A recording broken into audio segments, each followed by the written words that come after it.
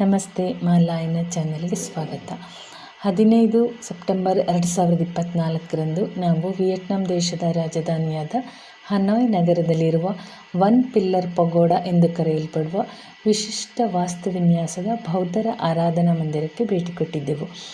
ಈ ಪಗೋಡವನ್ನು ಸರೋವರದಲ್ಲಿ ಅರಳಿದ ಕಮಲದ ಹೂವಿನ ವಿನ್ಯಾಸದಲ್ಲಿ ರಚಿಸಲಾಗಿದೆ.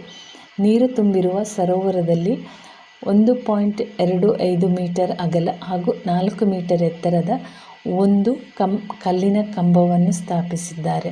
ಅದರ ಮೇಲೆ ಕಮಲದ ಆಕಾರದಲ್ಲಿ ಮರದಿಂದ ನಿರ್ಮಿಸಲಾದ ಬುದ್ಧನ ಮಂದಿರವು ಚಿಕ್ಕದಾದರೂ ಬಹಳ ಸೊಗಸಾಗಿದೆ. ಒಂದು ಕಂಬದ ಪಗೋಡವನ್ನು ಪ್ರಾಚೀನ ಥಾಂಗ್ಲಾಂಗ್ ಹಾಗೂ ವಿಯೆಟ್ನಾಂ ಧಾರ್ಮಿಕ ಸಂಸ್ಕೃತಿಯ ಪ್ರಮುಖ ಭಾಗವೆಂದು ಪರಿಗಣಿಸುತ್ತಾರೆ. ಲಭ್ಯ ಮಾಹಿತಿ ಪ್ರಕಾರ ಕ್ರಿಸ್ತಶಕ 1028 ಹಾಗೂ 1050